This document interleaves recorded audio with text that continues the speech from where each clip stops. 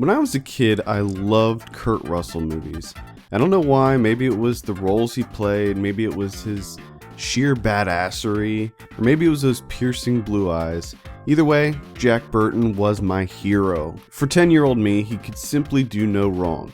The Thing, Escape from New York, Big Trouble in Little China, Tango and Cash, Backdraft, Tombstone, Captain Ron, and this week's pick, Stargate.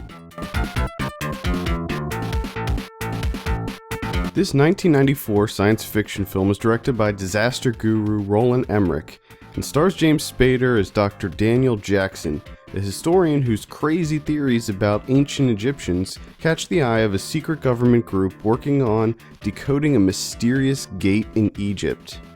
Kurt Russell, still in mourning over the death of his son who accidentally shot himself, is brought onto the team in order to oversee the project. With some crafty thinking, Spader Are we good? Spader discovers the key to unlocking the gate, which we'll call a Stargate. As it turns out, the Stargate is a portal to another planet, which of course means we need to send a team of armed soldiers through to investigate. After getting sucked through, the team discovers that they're in a place not unlike ancient Egypt. Except here, there are some strange-looking creatures that happen to love Fifth Avenue bars. That's nice.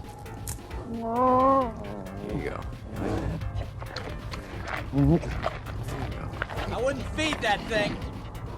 The gang splits up, leaving French Stewart and the rest of the B team to guard the tent, while the main characters go check out a nearby town inhabited by humans, including one kid who reminds Kurt Russell of his son, and an attractive woman who James Spader quickly falls in love with. Cleaning.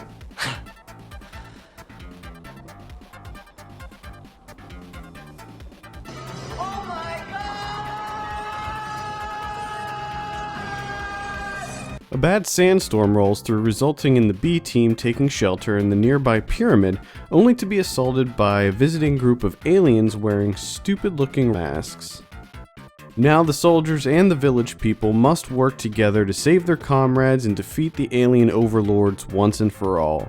Despite being overly long and pretty boring, Stargate was a success at the box office, pulling in over $70 million domestically. I haven't watched this movie since I was a kid, and although I loved it back then and still own a copy on VHS today, I very much regret revisiting it now, as I found it to be mediocre at best. So what about the video game versions? Let's have a look at Stargate for the Sega Genesis, Super Nintendo, Game Gear, and Game Boy.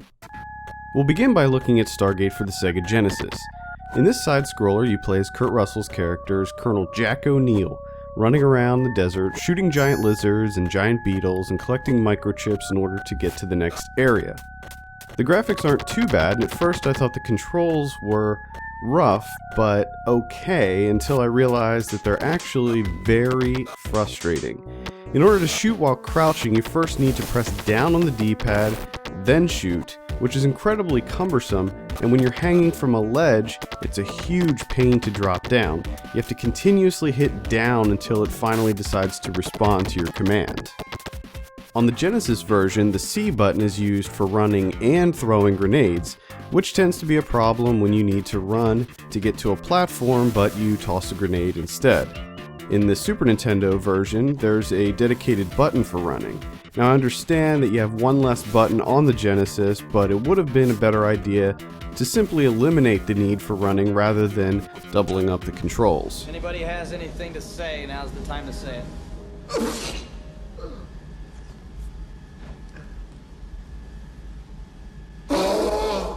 The second level is pretty much the same as the first, except you're finding Marines instead of machine parts.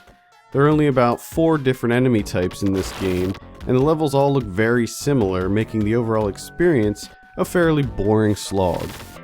The third level has you traversing an area just like the other two, but at the end you fight Anubis.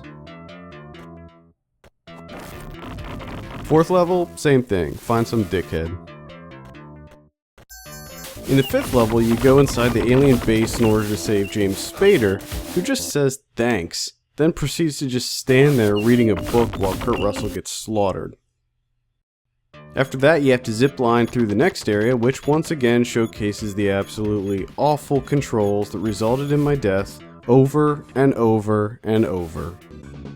The SNES version of Stargate is basically the exact same game, except the sound effects are better and the dedicated run button makes it a bit less tedious to get through the levels. Other than that, there's almost no difference between the two versions, and both are just not very fun to play. Let's check out the handheld versions and see how they compare. Alright, here's Stargate for the Game Gear. Okay, there's only two difficulties, easy and hard, which I never understood games that do that. It's like they deliberately try to make you not have any fun.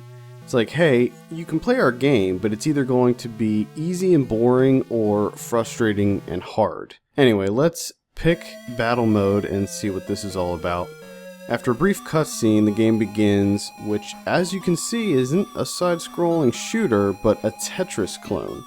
That's right, this is a Tetris clone. So I had no idea how to play this, and I'm still not entirely confident with the rules, but basically you need to pile up 3 matching tiles to clear them off the board, and that's pretty much it. It gets old real fast, and I can't help but think about all the poor souls that got this game for Christmas, thinking that it was going to be some kind of high-octane action fest like the movie, and then this is what they actually get. The Game Boy version is the exact same, only in black and white. And there you have it, folks. If you're like me and had fond memories of Stargate, I suggest you steer clear of this movie and stay much further away from the games. Instead, why don't you revisit Big Trouble in Little China, a fantastic Kurt Russell movie that's infinitely more fun and features scenes like this.